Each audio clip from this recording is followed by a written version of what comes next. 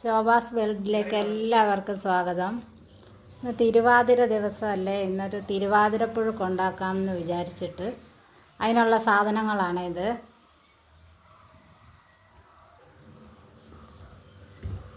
വൻപയർ, ഇത് വൻപയറാണേ. വൻപയർ, ചേന, കപ്പ, ചേമ്പ്, ചീമച്ചേമ്പ്, പിന്നെ കാച്ചിൽ, ഏത്തയ്ക്ക, പച്ച ഏത്തയ്ക്കാണ്. ഇത്രയും സാധനങ്ങൾ വെച്ച് ഇന്നൊരു തിരുവാതിരപ്പുഴുക്ക്. ഞങ്ങളിതെല്ലാം ഒന്ന് അരിഞ്ഞ് റെഡിയാക്കിയിട്ട് വരാം. കഷ്ണങ്ങളെല്ലാം അരിഞ്ഞ് കൊണ്ടുവന്ന് ഇനി ഉപ്പിട്ടിട്ട് അടുപ്പയിലോട്ട് വെക്കാം. ഉപ്പിട്ട് അടുപ്പയിലോട്ട് വെച്ച് അതെല്ലാം ഒന്ന് വേകട്ടെ. നമ്മളെ കൂട്ടെല്ലാം വെന്തു. ഇനി വൻപയർ വേവിച്ചത് അതിലേക്ക് ഇടട്ടെ.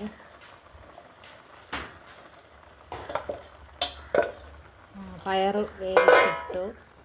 ഇനി ഉപ്പ് നേരത്തെ ഇട്ടതായിരുന്നേ. ഇനിയും തേങ്ങയെല്ലാം നമ്മൾ ചതച്ച് വെച്ചത് അതും കൂടെ അതിലേക്ക് ഇടട്ടെ. തേങ്ങയൊക്കെ ചതച്ചത് തിരുവാതിരപ്പുഴുക്കിലേക്ക് ഇട്ടു.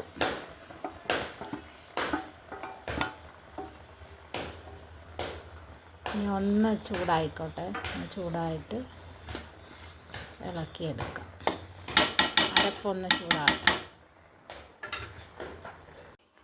ഇത് പുഴുക്കിന് അരയ്ക്കാനുള്ള സാധനങ്ങളാണ്: തേങ്ങ, മഞ്ഞൾ പൊടി, കരിയാപ്പല, വെളുത്തുള്ളി, കുറച്ച് ജീരകം, ചെറിയ ഉള്ളി, ചുവന്നുള്ളി, പച്ചമുളക്, ഇതെല്ലാം കൂടെ ഒന്ന് ചതച്ച് കൊണ്ടുവന്നിട്ട് അതിലിടാൻ വേണ്ടിയിട്ട് ചതച്ച് കൊണ്ടുവരട്ടെ.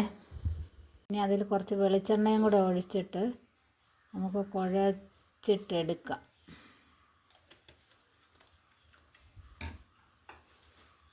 കുഴക്കട്ടെ നന്നായിട്ട്. നമ്മളെ തിരുവാതിരപ്പുഴുക്ക് കപ്പയും ചേനയും ചേമ്പും കാച്ചിലും നേന്ത്രക്കായും കൂർക്കയും എല്ലാം കൂടെ ഇട്ടിട്ട് നന്നായിട്ട് വേവിച്ച് കുഴച്ചെടുക്കുക. എല്ലായിടത്തും എല്ലാ വീട്ടിലും തിരുവാതിരപ്പുഴുക്ക് ഉണ്ടാക്കണം. ഇന്ന് തിരുവാതിരയാണ്. എല്ലാവരും ഉണ്ടാക്കി കഴിക്കണം. നല്ല ടേസ്റ്റാണ്. ഒരു പ്രാവശ്യം കഴിച്ചാൽ ഒരിക്കൽ കൂടെ കഴിക്കാൻ തോന്നും, അത്ര രുചിയാണ്. നല്ലൊരു വീഡിയോ ആയിട്ട് ഇനി ഞാൻ വരും.